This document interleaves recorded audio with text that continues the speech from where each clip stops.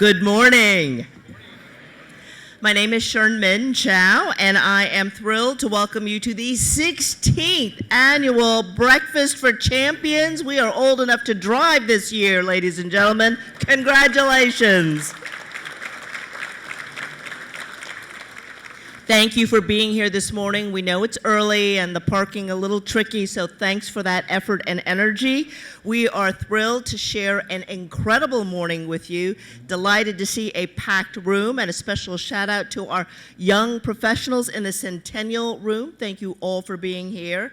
Excited to share the impact that you have made with your support with Spring Spirit. You're going to learn about some great programs, the kids, the families, and you'll be excited to meet our honorees this year. An exciting interview, as always, with our own Lance Berkman and a special guest, football legend Joe Theismann.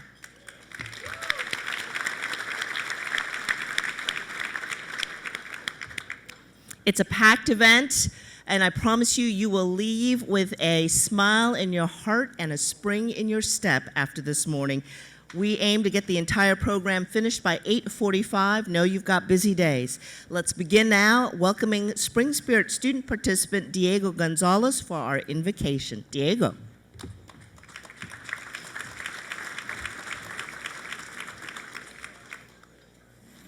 May everyone please bow your head.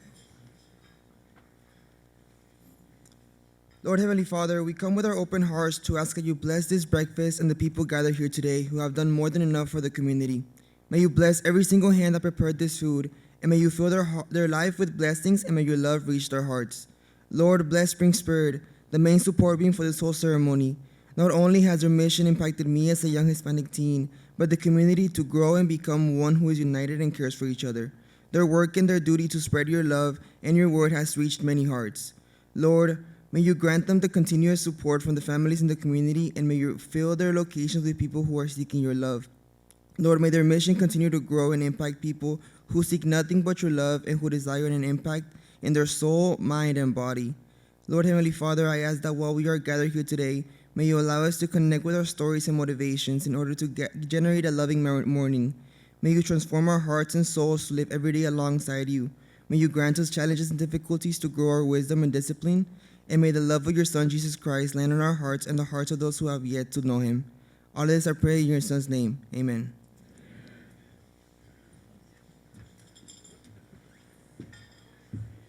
Thank you, Diego, proud senior at Yes Preparatory Northwest.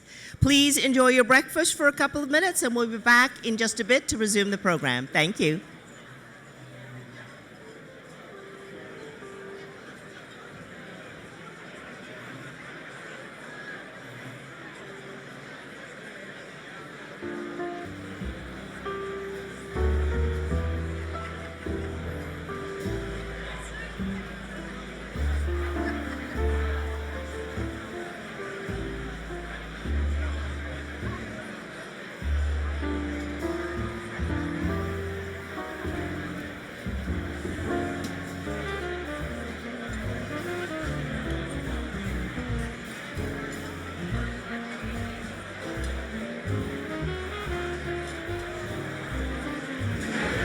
Ladies and gentlemen, if I can have your attention,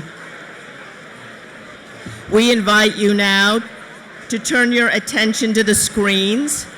We have a story from one of Spring Spirit's very own, Ariana Vasquez. You can continue your breakfast as we go ahead and play the program, but we invite you to take a look at the screens and listen to Ariana herself.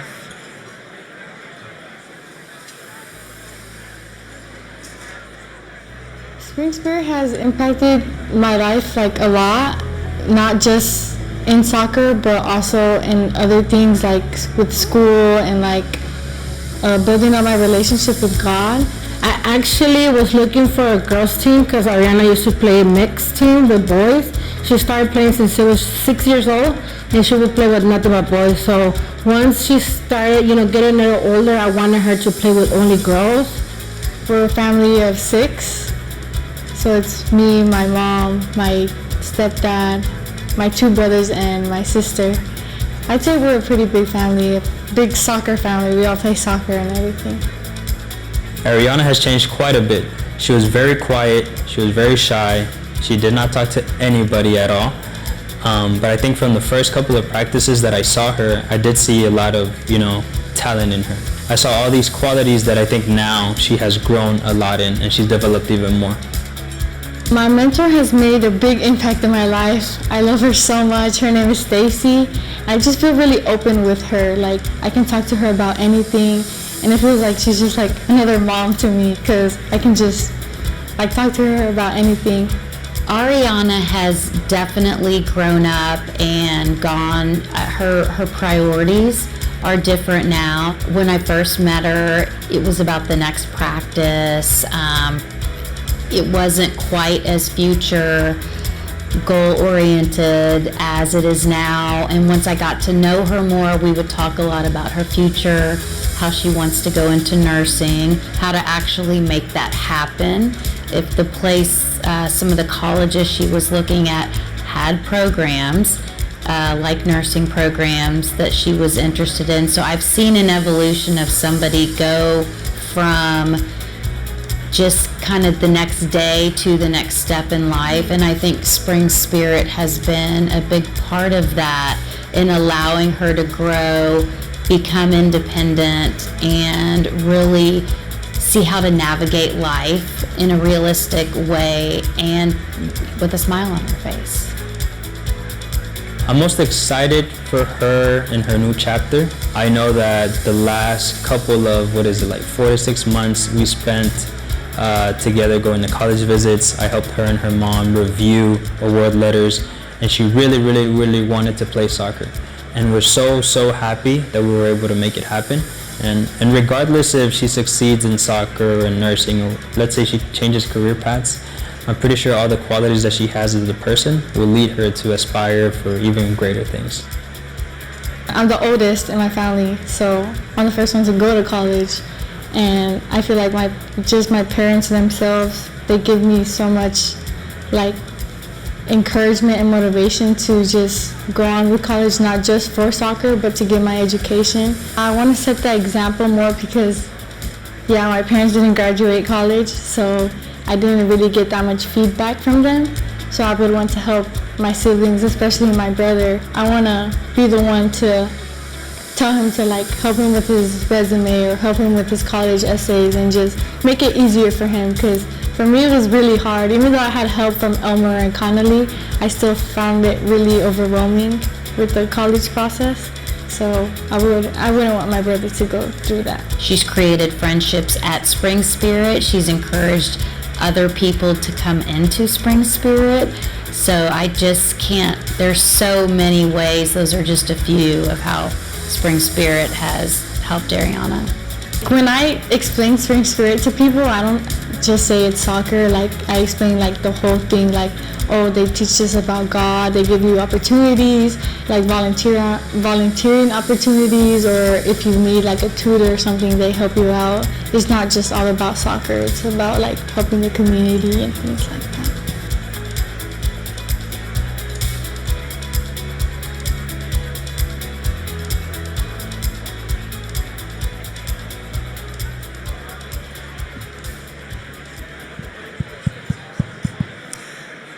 Ladies and gentlemen, how about a round of applause for Ariana? I know it is exciting to see friends and have a chance to visit.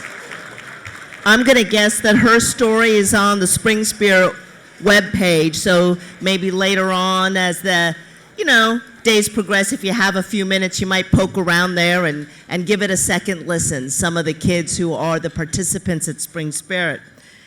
And now, ladies and gentlemen, a gentleman who needs no introduction, our own personal, as we like to describe him, force of nature, the founder of Spring Spirit, Kenny Baldwin, who will be introducing our amazing honorees, Lori and Doug Hodo, Renee and Mark Lang, Julie and Brooks McGee. Would all the honorees please join us at the stage? Ladies and gentlemen, Kenny.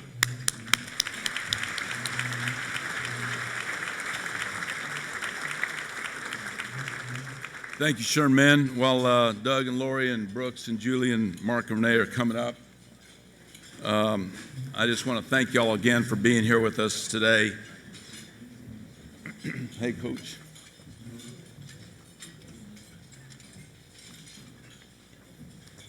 And this is not going to be an easy thing. I've got 6 people that I love dearly, and it's supposed to be 5 minutes, so I'm going to try hard to do that, but without speed talking.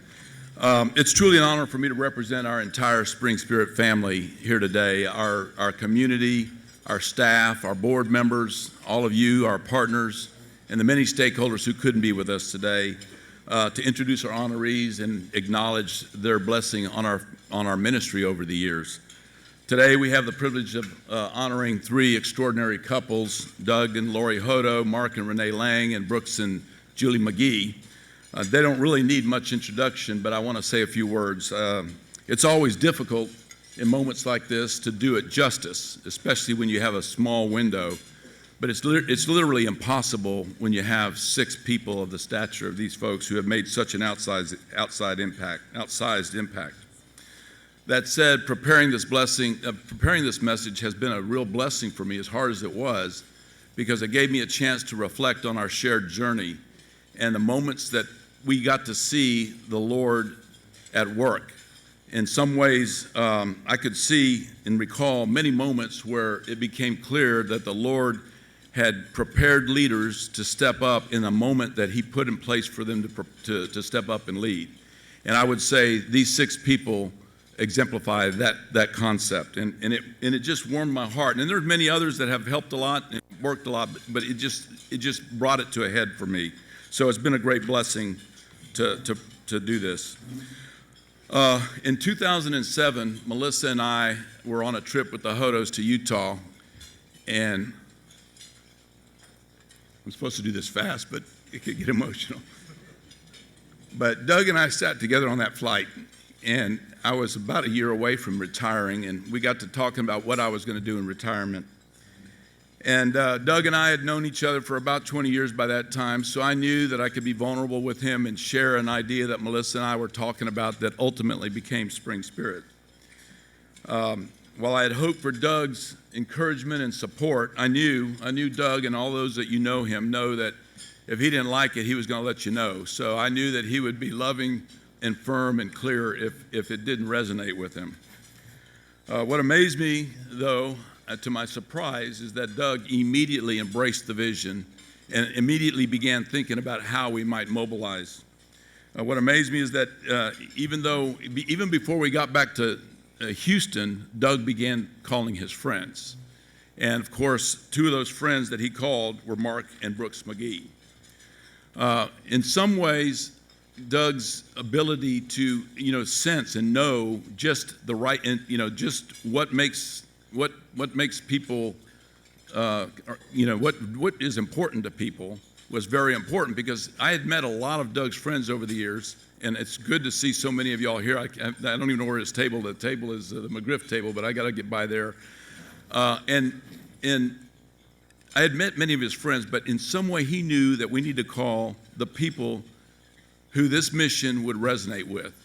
And immediately, while we were coming back, by the time we got back to Houston, we had a whole army of people ready to step up and start to mobilize. In addition to co-authoring the original vision, Doug and to a large extent Lori as well, they were very involved in this mobilization. Lori would extend her friendships with her friends, wives, and others in the community, and their advocacy drew a lot to Spring Spirit. So in many sense, Doug and Lori were very involved in shaping the DNA of Spring Spirit. In addition to co-authoring the original vision, the 2 of them worked together with other couples to advocate for Spring Spirit and build this powerful network of supporters we have today. Doug even served as the first MC and the featured speaker at our first Breakfast for Champions. So I can remember we said, who can stand up and have some credibility? It was Doug, and Doug did everything. He's been a member of several committees. He's chaired our risk management committee, and very importantly, he recently chaired the Executive Director Search Committee, where we were fortunate enough to get Rachel Owens to come on board and be the leader to lead us into the next horizons. Through all of this, Lori's steady encouragement, her wisdom, her prayerful support, and her servant heart have been a great inspiration for Melissa and I. Brooks and Julie also have made an extraordinary impact on Spring Spirit. Together, they've consistently leaned in whenever help was needed, including chairing our Breakfast for Champions in 2021. So as you know, if you know Brooks and Julie, their energy, their abundance, their enthusiasm is infectious, and they have rallied many to our mission. Brooks has been active on several committees, and he was the board chair during a very challenging period where his abundance and diplomacy played a very important difference maker for Spring Spirit. We couldn't be more thankful for that. He has chaired our finance committee, and he currently serves as our investment committee chair. Behind and alongside all that leadership is Julie's quiet strength, comfort, discernment, encouragement, and consistent prayerful support. Brooks and Julie lead with steadiness, humility, and shared heart for our mission. Mark and Renee have also been deeply engaged since our founding. Since those early days, they have proactively advocated for Spring Spirit and introduced us to successful men and women all over this city. And in Mark's case, especially if you like Bud Light or quail hunting, you're hooked to Spring Spirit.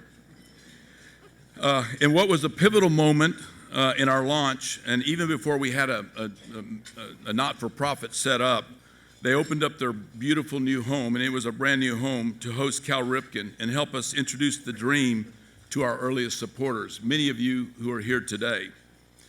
In 2015, they chaired our Breakfast for Champions as well, and they even hosted our first out-of-state networking reception at their home in Aspen in 2024. But perhaps one of their most meaningful contribution is that Mark and Renee believed enough in what we're trying to do that they have encouraged two of their daughters to make a career of Spring Spirit, and we are forever grateful for that. That level of belief and shared commitment is incredibly humbling to me and to all of us. When I started listing the qualities we most admire about these couples, I ended up with 6 very long lists. And you can imagine, I mean, these are very, very special people, people that I love. It was easy to come up with a lot of thoughts. So I tried to simplify by just narrowing it down to those qualities and attributes that were shared by all 6. I thought that could get it down to a smaller subset.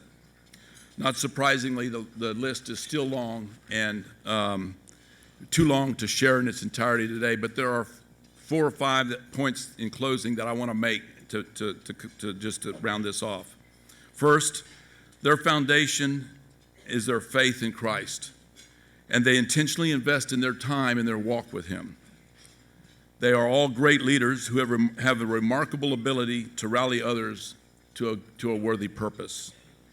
They are humble, highly successful, and never boastful, and always recognizing the contributions of others.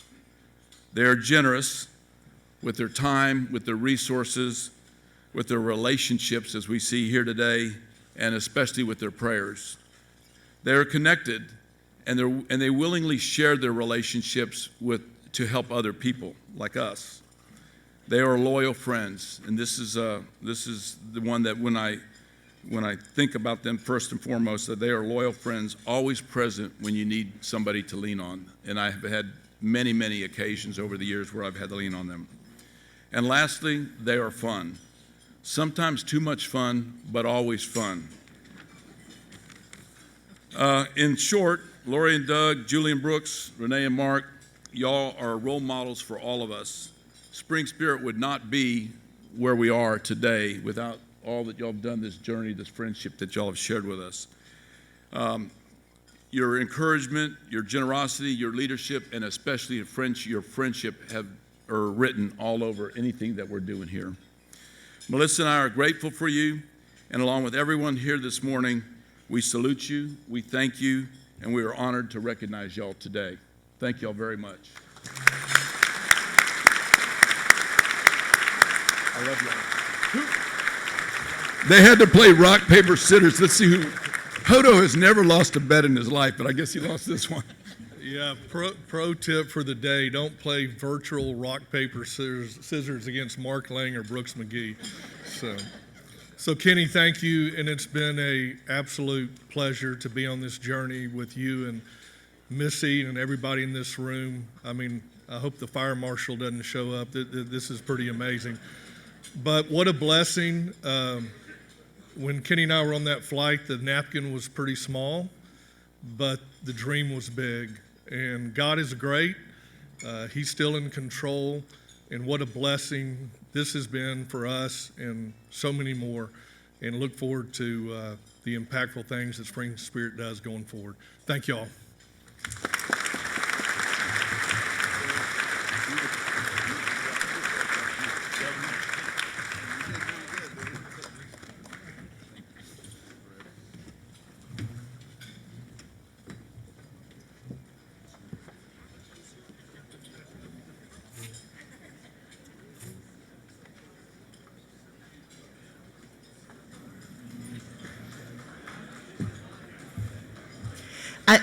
I learned something new this morning. Khaki and Emily are the Lang's little girls. How did I not know that all of these years? Oh my goodness, and congratulations. Khaki she's had the baby. All right. Okay. Why she's not with us right now. Okay. All right, so little tidbits that we have learned.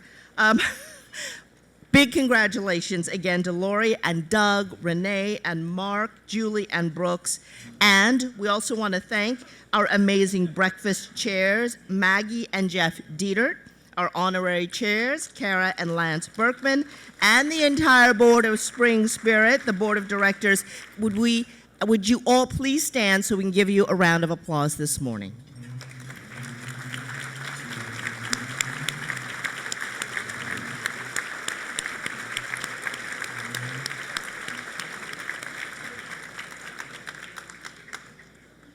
And now, ladies and gentlemen, we ask you to turn your attention to the screens. There's an important update for Spring Spirit, all the stuff they've been able to accomplish over the year, and I would call this a little bit of a surprise. Take a listen and a look, please. At Spring Spirit, we believe every child is created with purpose, potential, and a story worth investing in. Our mission is to help them discover the opportunities God has for their lives through sports, education, and mentoring rooted in Christian principles. Through our whole child approach, mind, body, and soul, we begin by opening our doors wide, creating a place where every young person feels seen and welcomed. And then we go deeper. We walk with them, invest in them, and nurture their growth, their character, their confidence, and their faith. And they begin to realize who they were created to be. Spring Spirit's reach into the community is extensive. In 2025, we served over 2,900 youth and adults, and our staff and volunteers reached almost 54,000 interactions with individuals. With more than 7,000 additional interactions this year, we're not only reaching more youth and parents, we're intentionally investing in their lives in meaningful ways. This growth is fueling deeper, trusting relationships that strengthen our entire community. The students that we served came to us from over 35 different Spring Branch ISD schools, covering pre-K through 12th grade. Our 350 volunteers continue to support Spring Spirit, the largest percentage of which come from the community we serve. Although our outreach matters, the impact of Spring Spirit is most clearly seen in the programs within our mind, body, and soul pillars. It's within these areas that the work becomes more detailed and challenging and where lives are truly transformed. In our mind pillar, we focus on education, and we deepened our efforts to support elementary literacy and college prep. We collected over 350 reading levels from our elementary school participants, and we use these reading levels to determine if a student is reading below grade level. And then we invite them to engage in our LIER program, which is lifting every elementary reader. We identified over 180 elementary school students who were reading below level and enrolled them in LIER. Our goal is to have all of our elementary students go to middle school reading on grade level, and our work in 2025 brought us closer to that objective by collecting more data and engaging more participants in our literacy program than ever before. At the high school level, we strive to make sure all our participants graduate from high school and pursue some form of higher education or training. We work with all of our high school students to make sure each one has a plan to attend a technical, 2-year or 4-year school, or to join the military after high school, which is aligned with our strategic partner SBISD's T24 vision. We had 38 graduates from the class of 2025 and are excited to share just some of the universities these students are now attending. In our soul pillar, we focus on strengthening the faith foundation of our youth and their families. This past year, more than 1,400 young people and over 760 adults joined us in ministry programs, including Friday Night Live family worship, small group Bible studies for our middle and high school students, Christian summer camps, and special gatherings at Christmas and Easter where we share the message of hope. We had more than 340 youth attend Christian summer camps, and when they came home, we immediately stepped in to nurture their faith journey through our ongoing ministry programs. It's been incredible to watch how those experiences continue to shape their lives. In adult ministry, we have a thriving prayer group made up of staff and community members who want to pray for their community, for Spring Spirit, and for you, all the wonderful supporters who make this possible. In addition, our partner ministries and churches also act as our extended prayer team to ensure that our mission remains covered in prayer. As part of our parent development program, which focuses on helping parents understand the mental and emotional challenges that their children might face, we graduated 47 parents from our foundation program, Raising Highly Capable Kids. Since inception, we've graduated over 260 parents from that program. While our primary focus is on the youth that participate at Spring Spirit, we firmly believe that developing the faith and knowledge of our parents is critical to their children's success.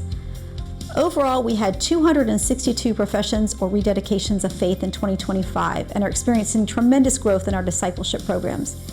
We consider it an incredible honor to be part of these faith journeys, and we believe these moments will shape lasting purpose and direction in the lives of our youth and their families. Thank you to all our partners and our supporters who help to shape and support these youth. And lastly, in our body pillar, we focus on building confidence and teaching life lessons through recreational and competitive sports. We served more than 1,000 youth in our recreational sports programs last year, supported by an incredible group of over 150 volunteer coaches and team moms from right here in the Spring Spirit community. It's a beautiful example of our longstanding goal to see the community come together to serve and support one another. Across all sports, our competitive level teams continue to grow in their discipline, their teamwork, and their commitment. We had over 220 competitive and prospect soccer players, 110 competitive and prospect softball players, and over 170 competitive and prospects baseball players. All of our middle and high school competitive teams met in small groups to deepen discipleship, strengthen team unity, and continue developing their faith as a team. This year has been one of the most successful in our competitive soccer program. Both our U17 boys and our U19 girls teams advanced to state. Perhaps most exciting, 6 of our players are now continuing their soccer careers at the university level, the most we've ever celebrated in a single year. These achievements reflect not only the dedication and the talent of our players, but also the unwavering support of their families, our coaches, and the broader community that makes success like this possible. None of this would be possible without our incredible mentors.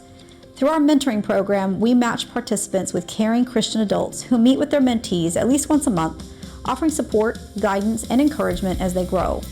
This network of 227 mentor matches allows us to invest more deeply in the lives of our youth, and we're truly grateful for the time and heart they pour into this work. Please consider becoming a mentor and making a difference in the life of one of our youth. We can't do this work on our own. We're surrounded by incredible partners who walk with us in this community, and we want to thank each of you here today who represents one of those partnerships. We also want to thank our board members, our donors, volunteers, and our amazing staff. Everything we've talked about today is a shared success, and it only happens because of your support, your hard work, and your commitment. Thank you for helping Spring Spirit show kids their God-given gifts, introduce them to the gospel, and walk with them as they grow and step into the potential that God has for them.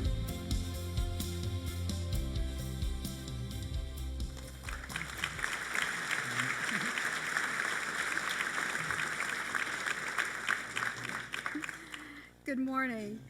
For those of you I haven't had a chance to meet, my name is Rachel Owens, and I have been privileged to be a part of Spring Spirit for 16 years. Not quite when Kenny started it, but close after.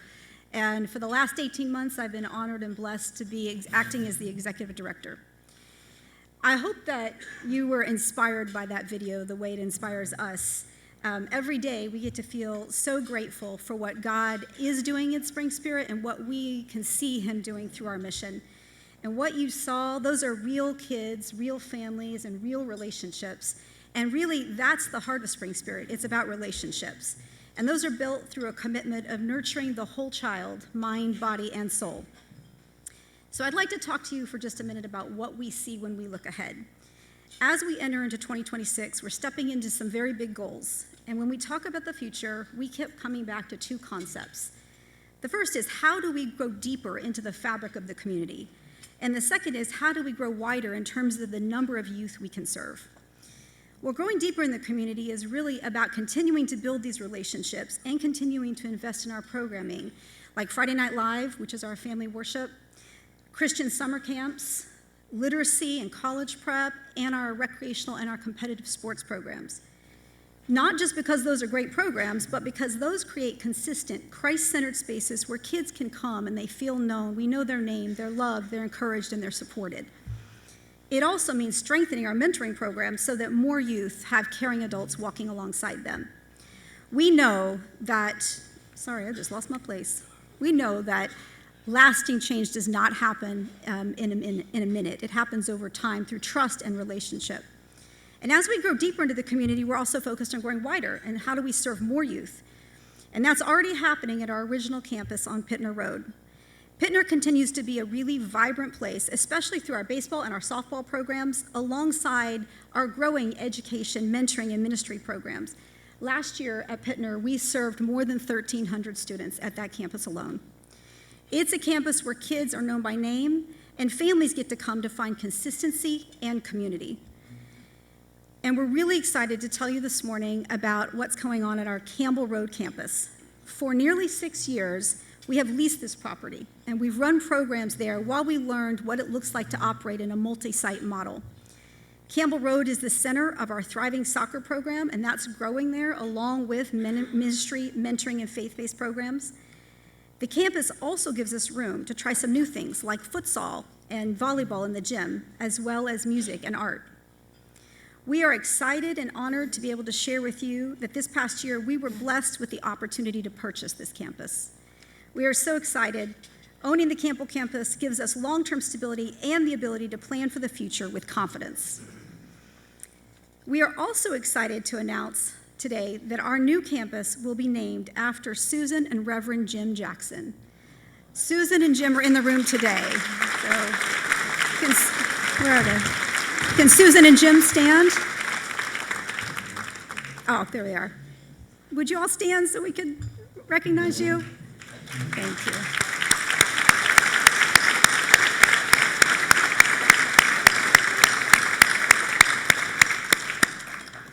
We are so thankful to Susan and to Jim for their long commitment to this mission and honored to name our newest campus after them. Over the next 5 years, we believe that owning the Campbell campus will allow us to nearly triple the number of youth that will serve there. So we believe we can serve up to 3,500 kids a year on this campus. So we are so excited about the impact we've had thus far, and we're really hopeful for what comes next. What you've seen and heard this morning is not the end of the chapter or the end of the story. It's just the beginning of our next chapter, where we continue to step out in faith to reach more youth, build deeper relationships, and truly impact a community. And now it's my very, very distinct privilege to introduce our next speaker, Priscilla Campos. Priscilla is the eldest daughter of one of our most tightly knit families. She sets an incredible example for her 3 younger brothers. She has a strong faith foundation, and she is one of the most dedicated and hardworking students you'll ever meet.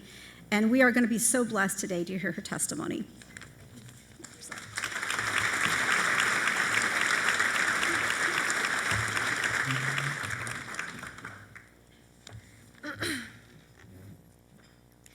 Good morning, everyone, and thank you for having me.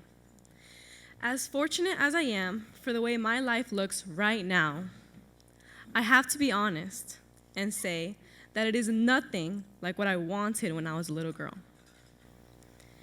First, I wanted to be a ballerina. I hated soccer. I would beg my mom for ballet classes, but they were too expensive. My brothers were already playing soccer, so my parents decided I should play soccer too. My 6-year-old self did not like it or think it was fair. But now, I love soccer. I get to play for my college team at Texas A&M Victoria. Oh. and I couldn't even imagine being a ballerina. Secondly, I never thought I'd be in Texas. I was born and raised in one of the poorest neighborhoods in New York City. I saw things there that children should not have to see. I remember our family lived in a basement. I don't think it was even meant to be lived in. The walls were all green. It flooded every time it rained. And I was so embarrassed for my friends to know we lived there. Sorry. My dad worked really hard to provide for me and my 3 brothers and my mom. But that meant that we really never saw him. He was always working. But even as hard as all of that was, when my parents told us we were moving to Texas in 2019, I was not happy. It may not have been pretty, but Brooklyn was my home, and I did not want to leave. But God and my parents clearly knew what was best for us. They had a vision for what life could look like, and they have stayed committed to realizing that vision for us. If that meant moving to Texas, where the work was, they'd do it. If that meant bouncing around from apartment to apartment on Pinner Road to get the best rent rates, they'd do it.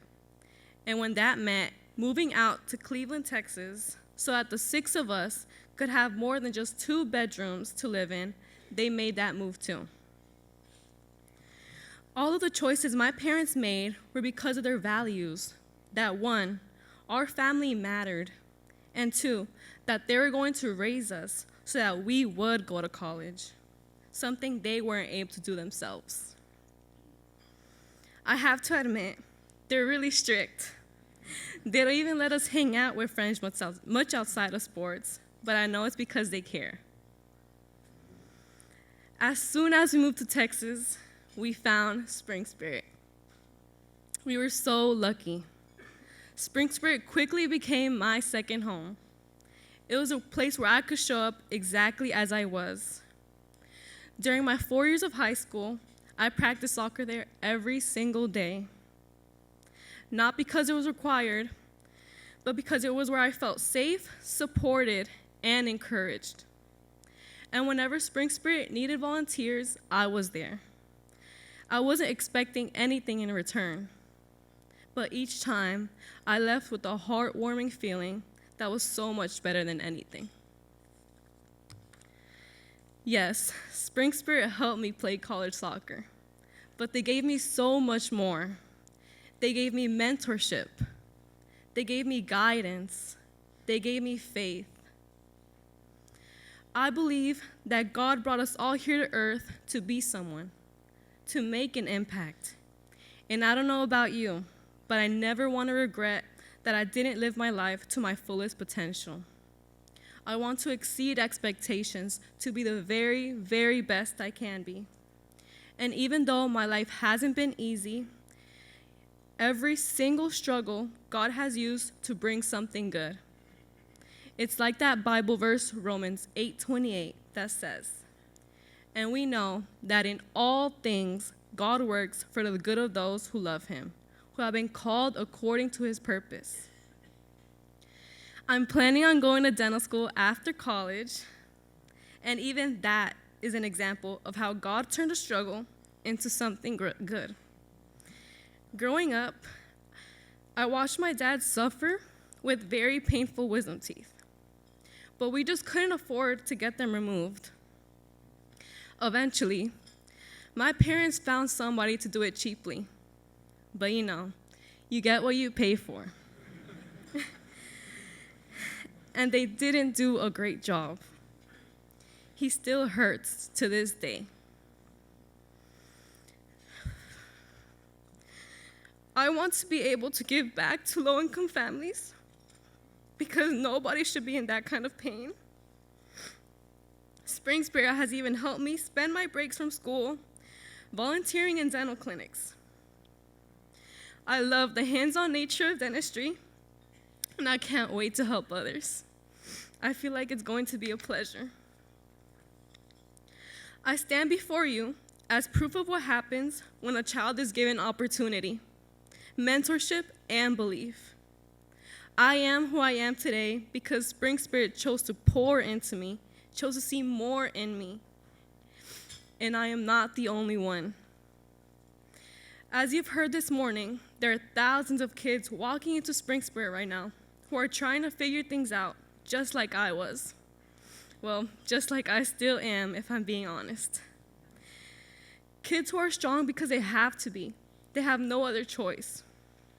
Kids who just need someone to believe in them and give them a place where they are supported. Kids who want to give back to their families and community and our world. It is your support that makes that possible. I want to say a big, big thank you to you. You work so hard, and for you to be so generous towards kids that you've probably never even met is so touching. I'm just incredibly grateful for every single one of you here today. As I look back on my journey, from a basement in Brooklyn to a soccer field in Texas, to me standing here today, I see now that none of it was accidental. Every struggle, every frustration, every unanswered prayer was shaping me for a purpose greater than I could have imagined. And you were part of that purpose. So again, thank you for believing in Spring Spirit. Thank you for supporting the kids and families who are part of it. And thank you for being the kind of people who understand that when you uplift one life, you uplift an entire community. God bless you all.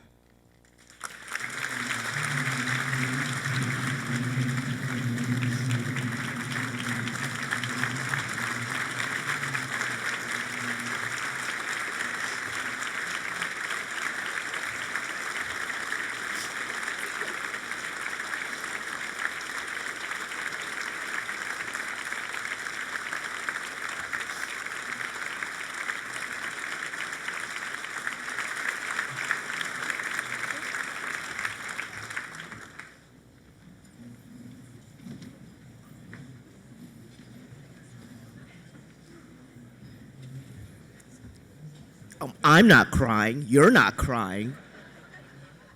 Thank you so much, Priscilla. What a heartfelt and heartwarming story. Jeff. Oh, there he is. Well, that's a tough act to follow. Thank you for sharing your testimonial. That was terrific. Well, you knew someone was going to come and ask for money, and that time has come. We made it to 8:20, but now's the time. If you would look on your tables, there's a pamphlet that describes a lot of the activities of Spring Spirit. You've been hearing about a lot of them as well. In there's a pledge card, and I would encourage you to consider contributing to Spring Spirit this morning. As Rachel highlighted, Spring Spirit continues to find new opportunities to serve the Houston community, and we need to continue to expand our fundraising to support those efforts. The easiest way to contribute is through a QR code that you can make financial donations on your phone. I encourage you to look for that.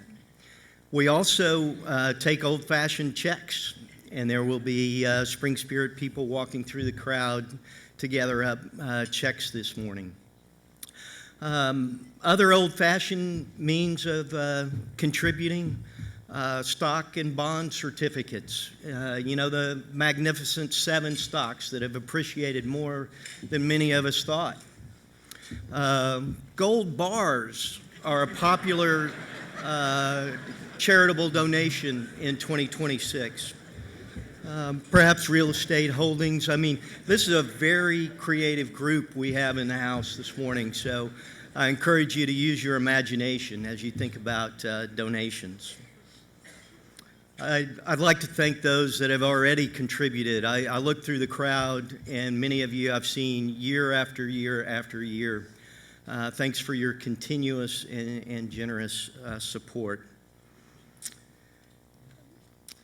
Jim Jackson made a comment, and I'm going to call it a quote. I hope I'm close, but I think it's appropriate for Spring Spirit today. Jim would say, "People, we need you for 3 things today. 1, we need you to pray for Spring Spirit. We need volunteers, and we need money to support our programs." And I think the good Lord would smile on us today if we did at least 2 out of 3 of those things. Spring Spirit has a big volunteer program, over 200 mentors that are currently participating. We're targeting another 50 to 75 mentors. And so if you feel compelled to share your time, that would be greatly appreciated. I believe there's a place on the commitment card, a box you can check, and a Spring Spirit person will follow up with you. If you're like me and you're thinking immediately, my schedule is already packed, well, a quick financial donation is a great option for you.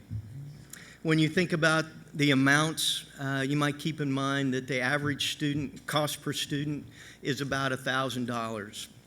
We've got a terrific STEM program, and a $2,500 contribution would be a significant help there.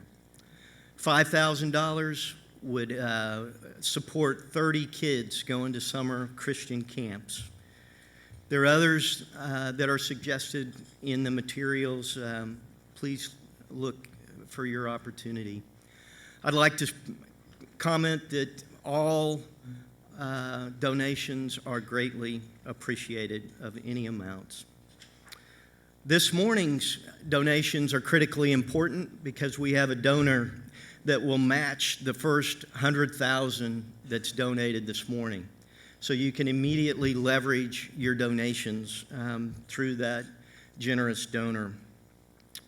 This morning, donors will also qualify for a raffle of this Washington Redskins helmet signed by Joe Theismann.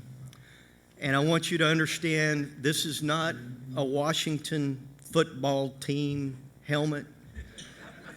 This is not a Washington Commanders helmet. This is a 1982 Super Bowl champion Washington Redskins helmet signed by Joe Theismann. And it's an immediate collector's item. In addition, donations over $500 will be entered into a raffle for an Astros suite that holds up to 12 people. Food and drink will be included for a date to be agreed upon between the donor and the winner of the raffle. So with that, I'd like to thank you for your generous support of Spring Spirit, and I'll welcome Charmaine back up to introduce the most exciting part of today's program.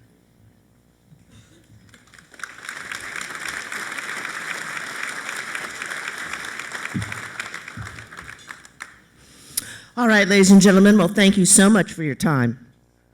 I'm kidding ya. Ladies and gentlemen, would you please welcome our own Lance Berkman and NFL legend Joe Theismann to the dais. I think they're going to have a fascinating and fun conversation for you.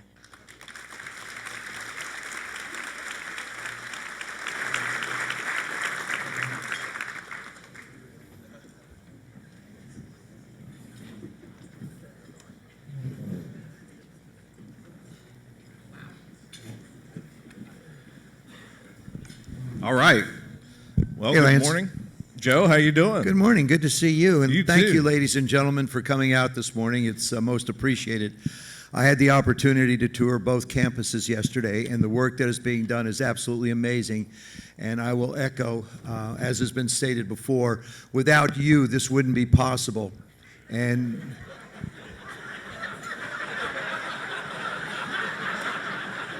You can stay, you can go. I got it. It's not like I haven't done this alone myself before, so no.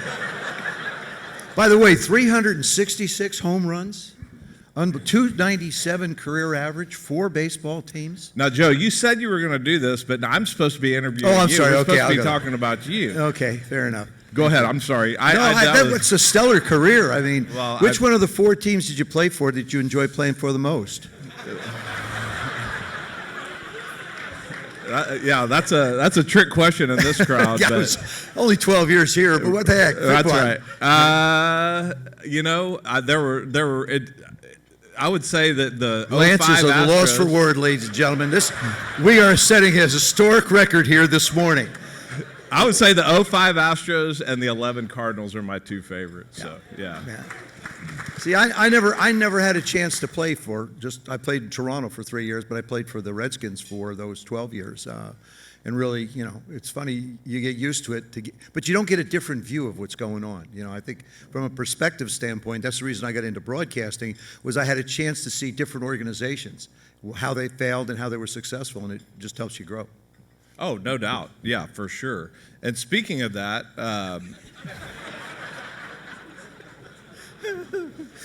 I didn't mean to interrupt your monologue, but I have some questions that I'm curious about. Okay. Yeah. Yeah. And the way I try to approach this is, there are things that I would want to know if I was sitting out there. And so I guess just start a little bit about, you're probably most famous in these parts because most Dallas Cowboy fans hate the Redskins, and you were kind of, the arch enemy. This is really Texans territory, but I'm sure we have several Cowboy fans in here. And that was my introduction, was just my dad was a huge Cowboys fan, and I remember watching you play and being like, Dad gummit, really good team. Oh, I'm sure that's what you said. Yeah. But No tell question. us, first, let's just go all the way back. Tell us a little bit about, I know you're from New Jersey, but growing up, give us some background before we get into the meat of the conversation. I grew up in South River, New Jersey. As a matter of fact, just a little FYI for Cowboy fans, one of my best friends in the world was my wide receiver, Drew Pearson. Y'all had a pretty good high school team. We had a decent high school team. Yeah, we did okay. And then Drew came and played quarterback after I left. But, I grew up in a small town, and one of the things that always stood out to me as a young man growing up, and this has to deal with mentorship and parenting, which really Spring Spirit tries to bring forward for everybody, is I remember Sunday afternoon coming home after church. We had my mother and father's combined income was $12,500 annually, but we had leftovers. But yet once a month we'd have maybe a steak. But my dad, after work, he worked 13 hours a day, 6 days a week. He used to come home, plop down in his chair after church, and be asleep. And I was always a go-getter kind of guy. I'd wake my dad up and say, "Come on, Dad, let's go throw the ball around." Shake his arm. He'd get up out of that chair. We'd go out, throw the ball around. About 10 minutes would happen. My buddies would go by, I lived 2 blocks from my high school. They would head on up there. "Hey, Dad, here's the glove. I'll see you in a little bit," through the glove. The one thing that has always stood out to me is my father worked very hard and very long, and really should have gotten more rest than he did, except for the little guy named Joey. But he never, ever once said to me, "Joey, why don't you go with the kids? I know you're going to leave. I know you're going to go. How about just letting me sit in this chair?" My father got up out of that chair every time I asked him to. And that, people talk about heroes in your life. My dad was my hero when it came to being able to say, "Okay, I'll be there for you." And I think that's what we want to do with Spring Spirit. We want to be able to provide these young people with mentorships and opportunities to have somebody there that's not going to say, "Oh, wait till later," but right now is the time to be able to take care of them. That's great. Absolutely. My dad was the one grabbing me out of the chair. He's like, "Get your butt out there and start Turned out practicing." pretty good. Yeah, though. he did. Didn't turn out bad for you, did it? Yeah, no doubt about it. So you grow up in New Jersey. How did you get to Notre Dame? I mean, tell us a little bit about that. It's like my life is a story. I actually was recruited by a number of schools out of high school. Wound up limiting it to 5. Wake Forest, University of North Carolina State, Penn State, Notre Dame were the 5 schools I was going to visit. But my high school coach had played behind a gentleman name you might remember, some of you here in this room. Roman Gabriel was a quarterback for the Rams. He was a quarterback at North Carolina State. My high school football coach backed him up, and I thought, hey, that's a great reason to go to North Carolina State. So I signed. I signed to go to North Carolina State, never made a visit out to Notre Dame. They came to me a little bit later and said, we'd like you to make a trip out to the university. I said, I've already signed. Well, we're an independent, so it's not going to affect any of the rules that were in place at that time of eligibility. They're still pulling that card, by the way. Yeah. Didn't work this year for us, unfortunately, though. No, you know. No. Unless you're a member of the ACC, you can't play in championship games anymore. You can film that, please. So I wound up flying out to South Bend, and the guy by the name of Rocky Blyer was my chaperone at that time. Rock was a senior there. And so I fly back to New Jersey. I get off the plane. My dad says, what do you think? I said, Dad, I got to go to Notre Dame. He said, why? I said, it just felt right. And I contend this with everybody. There's so many decisions that we make in our lives. If we trusted our guts, if you look back in hindsight, if you trusted your gut, it probably would have been the right decision, as opposed to sitting down and trying to analyze it and go through all the analytics and say, is this right for me? Is this right for me? And then I trusted my gut, and it turned out I was one of 13 quarterbacks at the university. Started my career there as a punt returner. Oh, really? As I did in the National Football League for 2 years. Yeah, I think I did read about that. So we have a lot of Texas fans in the room, or Texas alumni, and of course, you know, you hooked up 2 years in a row. Once, you know. Don't take that as a compliment. Yeah.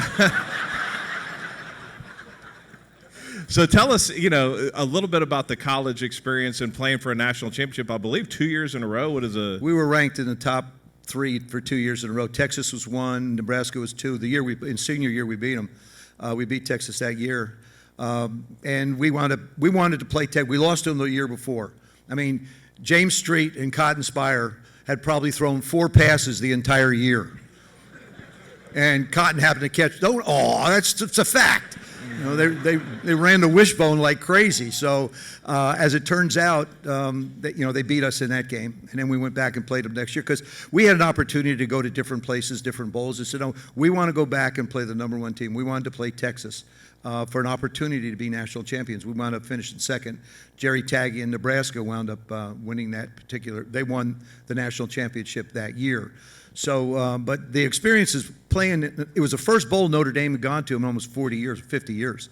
So it was an unbelievable experience for us to be able to travel. You know, they drew a line from like South Bend somewhere and said, you're allowed to practice 50 miles on either side of that line. So we just drew a line, came down here and practiced and won. Awesome. Well, give us your thoughts. I know you've been in broadcasting and, you know, been kind of, after your playing career, been in the media. What are your thoughts on the current state of college sports? Speaking of college football, do you think they ought to expand the playoff? Do you like it the way it is? College sports is a mess. Yeah, there's no doubt about that. It is. I mean, the portal, what the portal has done is it's allowed young athletes to say, if the competition looks too tough, let me just quit and go someplace else. They're forcing them to run, or economically giving them a chance to run from competition, which I don't think is going to be good going forward. Because all of us in this room realize that if you want something, you need to work for it. What we're teaching young people today is if you want something and it looks like you might not be able to get it by working for it, just go someplace else, and I think that's wrong. The NIL is absurd. Guys are staying in college just because they make more money than they do going to pros. Yeah. I mean, the numbers are becoming outrageous. And what really bothers me is the compensation that they're now giving to high school kids. It's permeated all the way down to the high school level. And that, to me, is just a downright shame. Education has become secondary. Economics has become primary. And the people that are representing the athletes really have no idea what they're doing. Just as an example, the young man who was at Tennessee didn't want to stay there, okay? So he thought he could test the market. So he looked around. He wanted $2 million a year. And he tested the market, and nobody was going to pay him. So he went out to UCLA, signed at UCLA. Well, Tennessee doesn't have a state tax. UCLA is the highest tax state in the country. So your 1.7 really isn't 1.7. And the coach said, then he said, well, I'll come back to Tennessee. Coach said, no, we've moved on. So you move on. And they're not getting the right kind of information. and How do make we decisions. fix it? I think somebody has to step in, and what scares me is if the NCAA doesn't do something, there will be governmental legislation, and the government will step in and try and regulate it, and that's never really a good process when it comes to. They the do world such a of great athletics. job with everything. Well, I'm saying they're on a roll right now. Yeah, Yeah. no doubt. Well, you talk about perseverance. But and it's hard. To answer your question, No, yeah. it's hard to come up with one answer. I mean, there needs to be limits on coaches changing teams. I would never, if I was an athletic director at a university, there's no way on God's green earth I would give anybody a 10-year contract. Unless you're A&M. Well, or LSU. Well, that's true. I mean,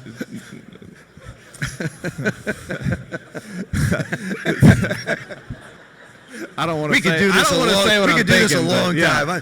time. Y'all don't have to go to work, do you? Just stay here. Yeah. Just stay with us. That's all. So one of the things, and I agree with you, the flexibility, I guess you would say, that the players have now to change teams whenever they decide that that's the pastures are greener. You had an interesting experience and an interesting path to the NFL because you really had to you had to earn it. You spent some time in the CFL. Right. Tell us about your challenges and the journey to get to the place where you were considered one of the best quarterbacks in the NFL. I had I came out of college. I was drafted by the Miami Dolphins in the 4th round, 3rd pick. They had to give up their number 1 because Coach Shula left Baltimore to go to Miami.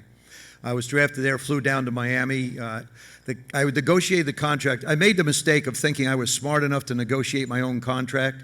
I was a Notre Dame grad. I felt like a fairly intelligent human being, so I sat down with Mr. Joe Robbie.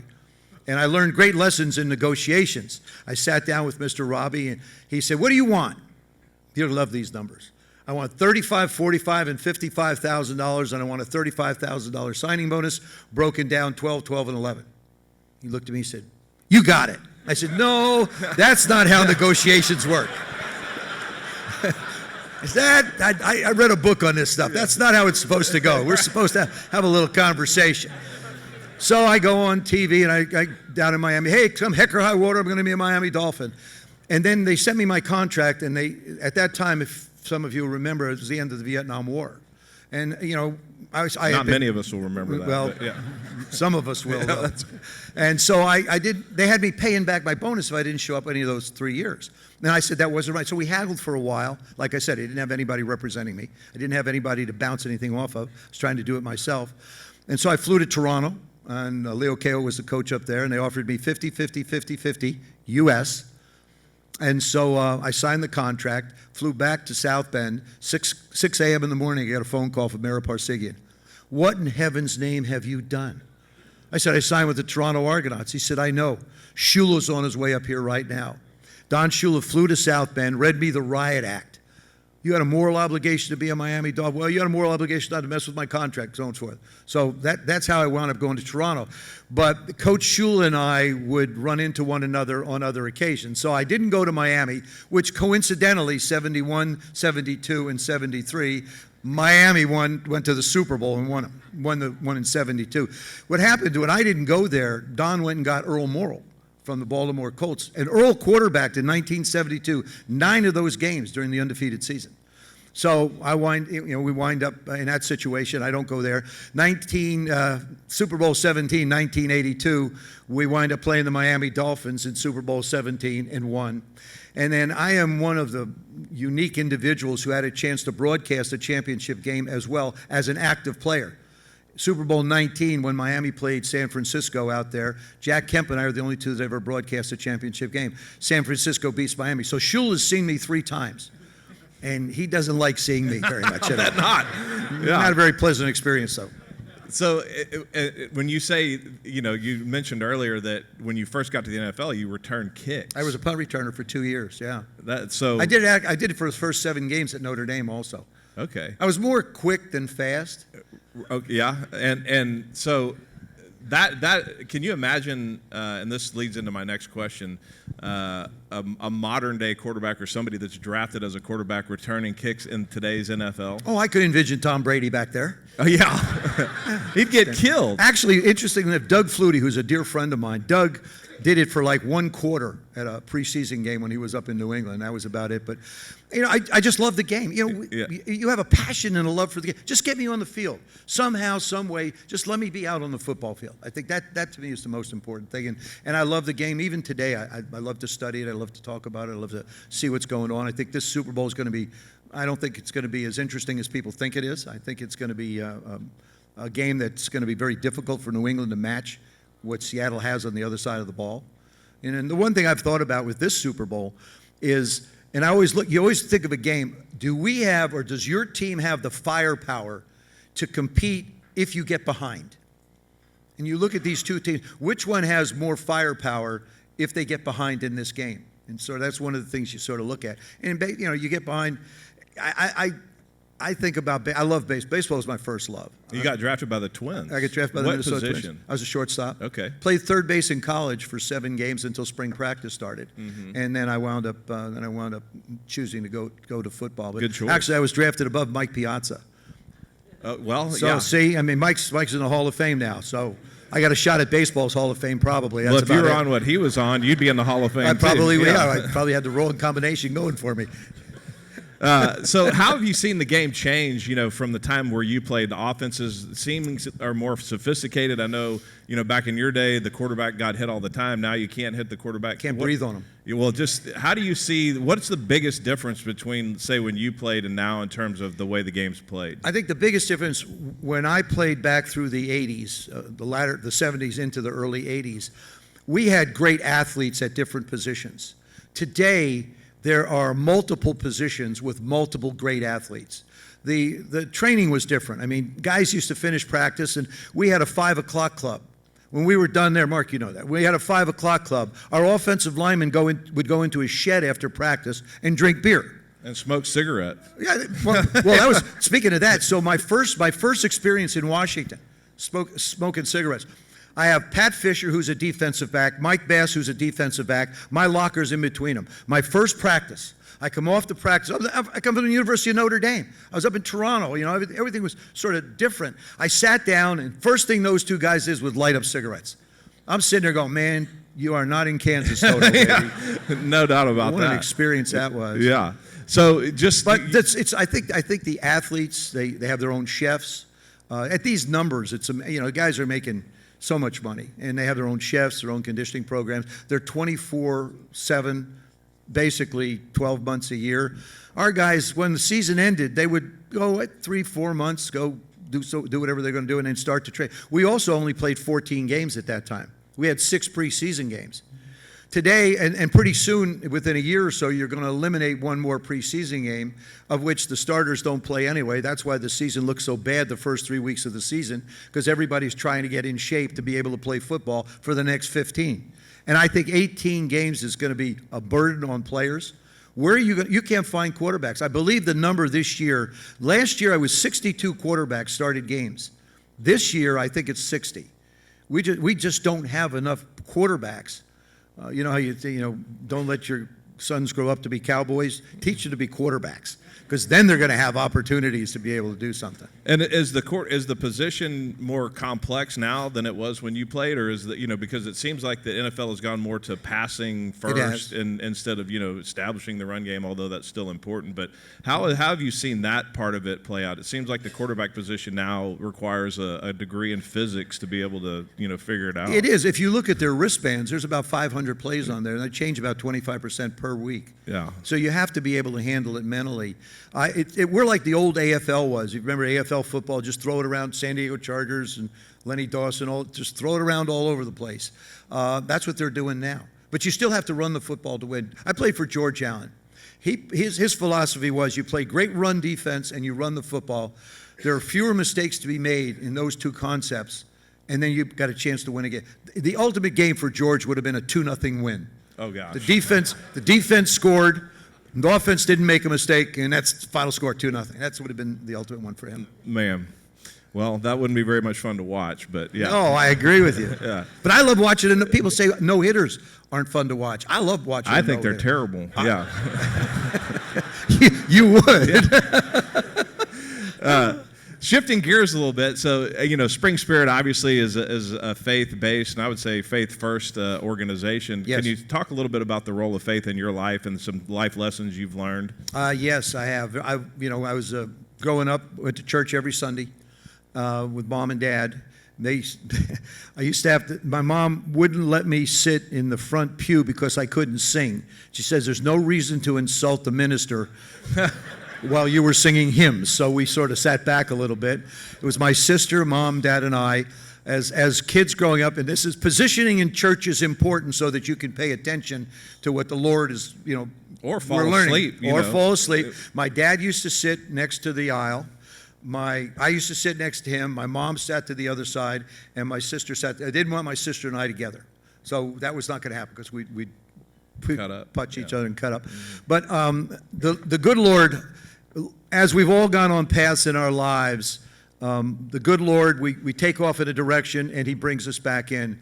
People come up to me quite often, Lance, and they say, Joe, that was such a horrible experience. Such a terrible thing happened when you broke your leg. It was a tragedy. No, it wasn't. It was a blessing by the Lord. I was on a path of success.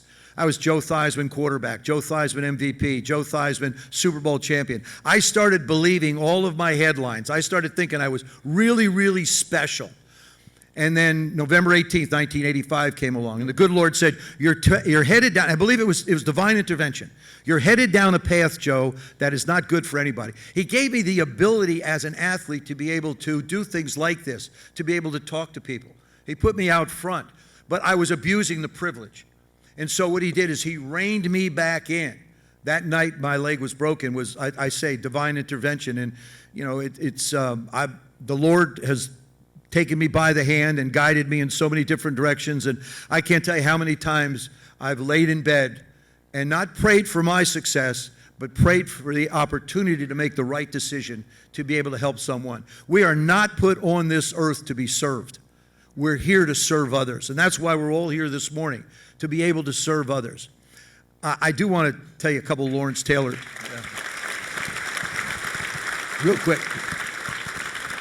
Real quick, a couple of Lawrence Taylor, because people ask me about Lawrence Taylor all the time.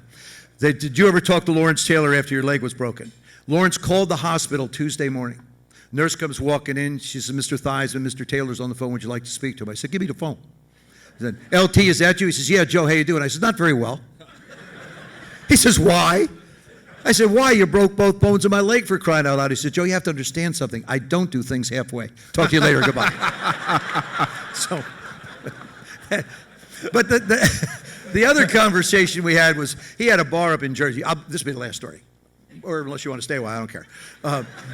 My plane's not till tomorrow. I'm headed for San Francisco. So he had a restaurant bar up in Jersey, and he invited me up about 4 years after. And so we're sitting there, and they played the injury behind us. Neither one of us looked at it. I've only seen it once in 40 years. So I turned to Lawrence. I said, we're always going to be connected through this injury. We know how it affected my life. It ended my career. How did it affect yours? And he said, Joe, I learned a great lesson that night. No matter how great you are at what you do, it can be over in an instant. And that every day you have to get the most out of a day. Every day you have to be the best you can possibly be. And every day you have to be able to help somebody be the best that they can be. And I thought that was very prophetic in his nature. But we play golf together. I just don't let him stand where I can't see him. I made that mistake once. I will not make that mistake again. Here we are at the country club here. Well, so in closing, can you just give us something like, if you could speak to a younger Joe, what would you say? Or if there's if there are young people out there, what advice would you give going forward? It's funny. I wrote a book called How to Be a Champion Every Day, and in it, at the back of the book, it's a letter to my younger self, and I recommend this to everybody. Take the time to write a letter to your younger self. What advice would you give you, knowing where you are today? As I look back, it would be to be able to follow the dreams, and for heaven's sakes, don't let anybody tell you you can't do something.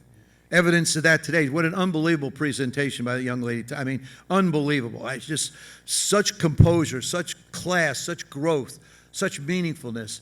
But don't let anybody tell you you can't be everything you want to be. Don't get discouraged by other people that may want to take you down. And follow your dreams.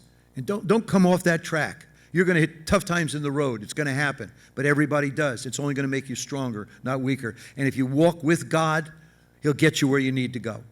That's awesome, and that's well said. Joe, thank you very much. Thank you so much. Easiest interview I've ever had. Unbelievable. Thanks, buddy. Yeah.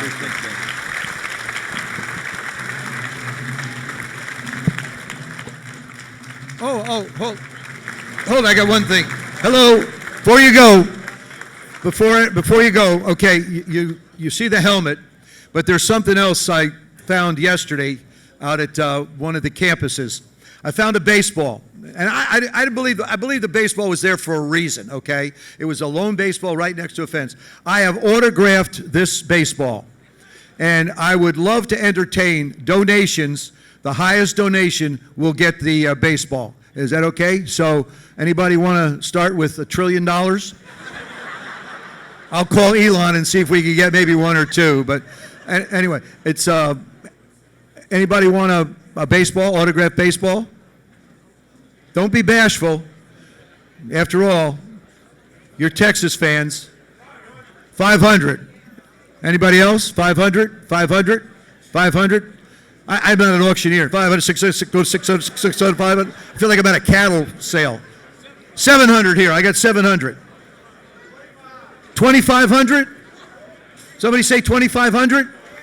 2,500? 3,000?